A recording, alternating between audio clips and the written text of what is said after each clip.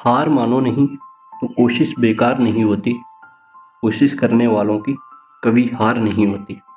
दोस्तों, आज मैं बात करने जा रहा हूँ देश की पहली आदिवासी राष्ट्रपति और दूसरी महिला राष्ट्रपति श्रीमती द्रौपदी मुर्मू के बारे में।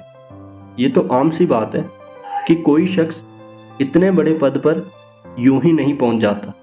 उसने ज़िंदगी में कई ऐसे मुकाम का सामना किया होता है जिनके बारे में शायद अगर वही शख्स पीछे मुड़कर देखे तो उसी की ही रूह कांप जाए। इसी तरह की परेशानियों का सामना करने के बाद द्रौपदी मुर्मू भी आज यहाँ तक पहुँची है। द्रौपदी मुर्मू का जन्म 20 जून 1958 को उड़ीसा के मयूरभंज जिले के ऊपरबेड़ा गांव में एक आदिवासी संथाल परिवार में हुआ। उनके पिता का नाम बिरसी नारायण टूडू था। उनके दादा और पिता दोनों ही उनके गांव के प्रधान रहे। द्रौपदी मुर्मू ने श्यामचरण मुर्मू से प्रेम विवाह किया।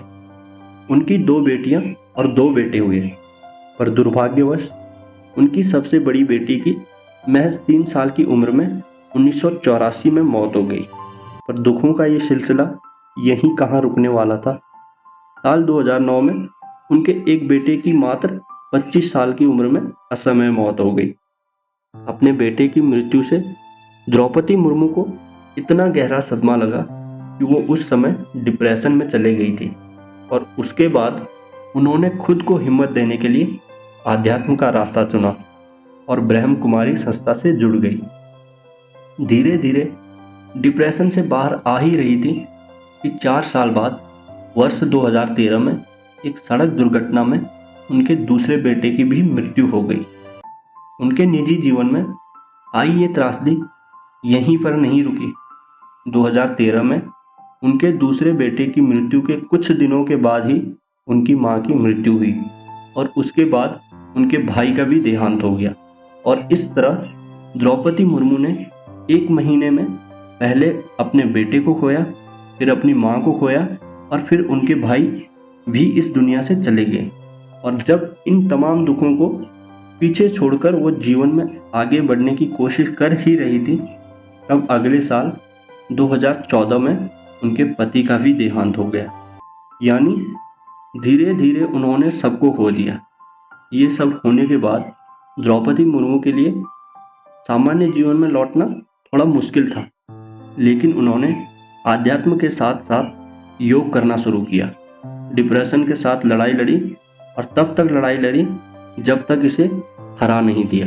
द्रौपदी मुर्मू ने 7वीं तक की पढ़ाई अपने गांव में ही पूरी की और आगे की पढ़ाई के लिए वो भुवनेश्वर चले गई। वर्ष 1979 में उन्होंने भुवनेश्वर के रमा देवी कॉलेज से ग्रेजुएशन की पढ़ाई पूरी की और उसके बाद उनके करियर की पहली नौकरी कलर के तौर पर थी। हालांकि इसके बाद उन्होंने नौकरी बदली और फिर वो एक कॉलेज में असिस्टेंट प्रोफेसर बन गई। और फिर उनके जीवन में एक टर्निंग पॉइंट आता है जब वो साल 1997 में मयूरभंज से वार्ड पार्षद बनी।